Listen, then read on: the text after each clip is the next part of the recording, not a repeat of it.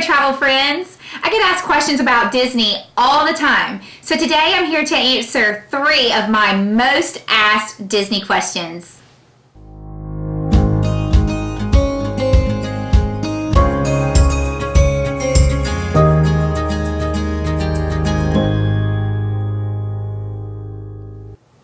Hey there, it's Krystie with Memorable Destinations. So I'm back here to answer questions about Disney World. It's one of my most favorite places to take my children, and I know you love it too because every year millions and millions of people visit Disney World.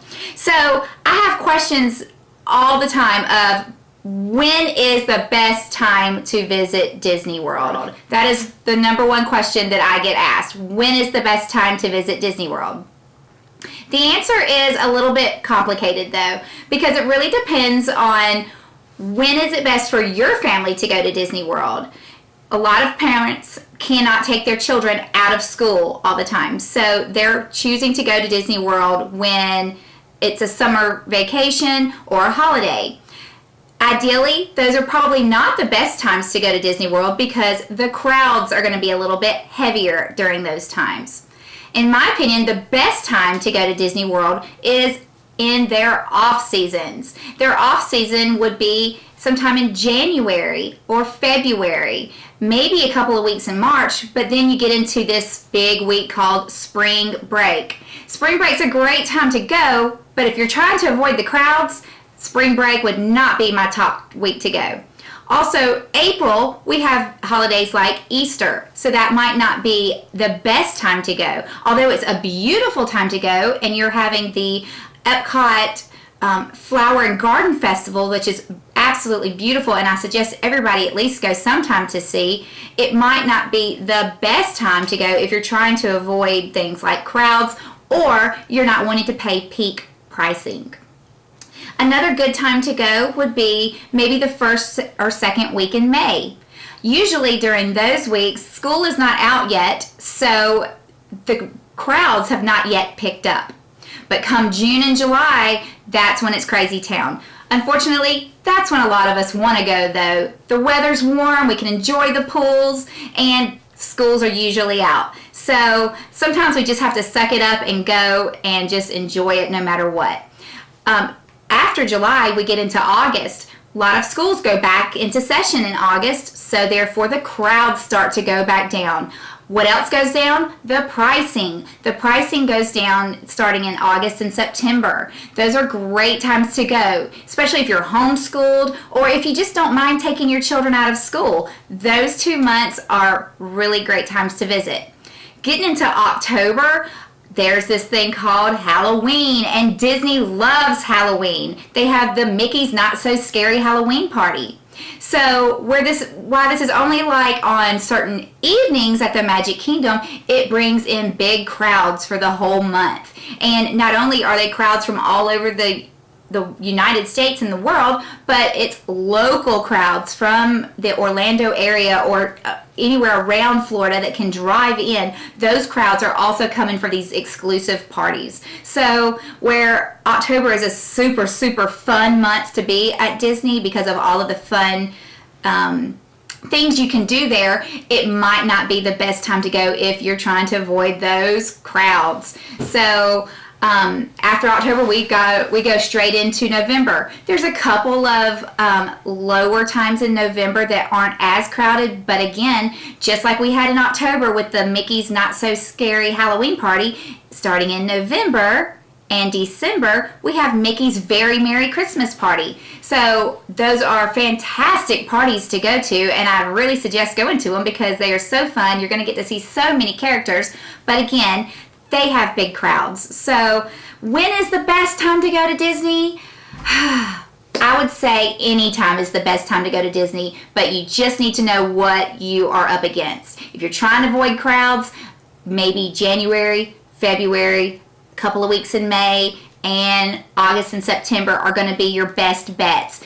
If you want to maybe save a lot of money, February or August and September are going to be maybe some of your lower peak times. But honestly, Disney is so great. Any time is the best time to go. I would go tomorrow if I could. The number 2 question that I get asked all the time is, should I go to Disney World or on a Disney cruise? That's a good question. And honestly, it's one that you have to be able to answer for yourself. My family, we like to do both. But if both is not in your budget, then let's go over a couple of the reasons why I think you might want to pick one over the other. So, Disney World is great, especially if it's your first time visiting and you love the characters. You're going to be able to go and see all the characters. You're going to be able to see parades. You're going to be able to see fireworks, ride roller coasters, and do all kind of fun stuff all day long. However, Disney is exhausting. That is one of the places that you go on vacation and then people always say, and I hate this term, but they always say, I need a vacation from my vacation. Have you ever heard that? I have all the time. When people come back, sometimes they feel exhausted from Disney World. And for good reason. You're walking all over those parks. And the parks aren't tiny. So you're spending a lot of days on your feet. Go, go, go, go, go. So if you're looking for that action-packed, fun-filled adventure vacation, Disney World is definitely the vacation for you. However, if you love Disney and you still want to see those characters, but you might want something a little slower pace, Disney Cruise Line might be the answer for you. Disney Cruise Line offers all the fun characters that you would see at a Disney park, but without all the hassle and headache and things that you might associate with the parks. Disney Cruise Line is so much more relaxing. Everything is done for you right there on the ship. All the food is included for you on the ship. You just don't have to think about anything. You don't have to plan anything. You just show up and Disney Cruise Line takes care of you. Disney Cruise Line offers beautifully choreographed Broadway-style shows at night. They offer a private island, Disney's private island, Castaway Cay. Oh my goodness, I could just close my eyes and sit there and just think about Castaway Cay right now, and I wish I was there. Castaway Cay is so much fun. The best part about Disney's private island is that everything on that island is included in the price of the cruise. So if you want to go and hang out by the beach and get a beach chair, it's included. If you want to go get ice cream, it's included as well. All the food on the island is included as well. So that might be more of a relaxing type of vacation where you still get a lot of that magic from Disney, but you're not necessarily coming back from your vacation exhausted. Now, remember when I said we like to do both? Many people choose a land and sea combo trip. So what that means is maybe at the beginning of your trip, you might take a 1 or 2 day trip at the Magic Kingdom. Maybe you want to go see the castle, and maybe you want to go test out the new Toy Story Land in Hollywood Studios. So you'll do a 2-day trip at Disney World. But at the end of your 2-day trip, you're rewarded with a 4-day Disney cruise where you can just sit back and relax and let Disney Cruise Line take care of you. You can also do it vice versa, the other way around. You can take your cruise first and then go to Disney World for a day or two afterwards. People do it all the time, and it's the best way to maximize your time in Orlando. You're already going to be there at Port Canaveral, and if you're going to be there anyways, you might as well just hop over there and take that 1 or 2 day trip at Disney World. So I would love to help you more with that, but that's my best answer to which one I would choose, Disney World or Disney Cruise Line. My answer is both. My number 3 question that I get asked most often is the Disney dining plan worth the money? My answer is yes, it is. I've done the Disney World vacations with the dining plan, and I've also done it without the dining plan. And I can tell you firsthand that the times we've done Disney with our dining plan, our trip has just been so much more enjoyable. We didn't have to worry about how much we were spending every time we turned around. When our children wanted a popcorn, we were like, yes, we've got snack credits. Sure, get you a popcorn. When our children wanted a Mickey ice cream, we were like, yeah, sure, we've got more snack credits. Let's get an ice cream. Disney World is a magical place, and it's a place where you want to be able to say, yes, yes, yes, let's do it. It's not a place where you want to be like, oh, no, we just bought one like an hour ago, and that it cost $5 for that ice cream, so let's not do another one. That never seems to be fun. So the Disney dining plan is a way to for you to go ahead and pre-purchase some meal vouchers, and you don't have to think about how much money you're spending the rest of the trip. It's already paid for. You paid for it in advance when you did your Disney package. So recently we decided we would go to Disney World for just a couple of days after a cruise. And we thought, you know what? We're only going to be in Disney World for 2 days. We don't really need the dining plan. We're not going to go eat at those restaurants that much. We're going to be spending our times riding rides. So we'll pass on the dining plan. So we're walking around the park, and obviously we're going to eat. I don't want to pack peanut butter and jelly sandwiches and crackers from, my purse to bring into the parks. So we've got to eat somewhere. So we're still okay about it. We're going to just go get a quick service. Well, a family of 4 adds up quite fast at a quick service. And for those of you who don't know, a quick service meal is basically kind of like the fast food of Disney. You go up to the counter and you order your meal, you wait for your meal, you take your tray, and you go back and sit down. So you would think, prices like McDonald's or Zaxby's and Chick-fil-A, you would think it would be about those same prices. Wrong. No. The prices at the quick service, counter service restaurants are a little bit higher than you would think. But we didn't realize that because we always had our dining plan. So we just would walk up, we would scan our little magic band, and we would take our food and go sit down.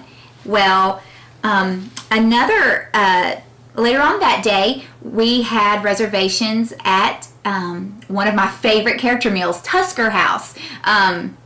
So we went in there to eat, and lo and behold, it was $200 for 4 of us to eat there. And I was thinking, oh my goodness, it was something that we actually thought about. We sat there and counted up how much we were spending on food. Well, we went back, did a little math, and if we would have had the dining plan, we would have actually saved money. Not only would we have saved money, we wouldn't have been stressing about how much we were spending. So the dining plan not only helps you save a little bit of money, it also just gives you peace of mind. You're just not having to go through your vacation worrying about anything. It's almost like being at an all-inclusive resort where it's all paid for in advance.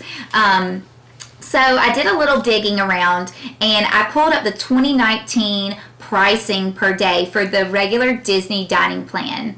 And per day for an adult, it's $75.49. Okay, $75.49 per day.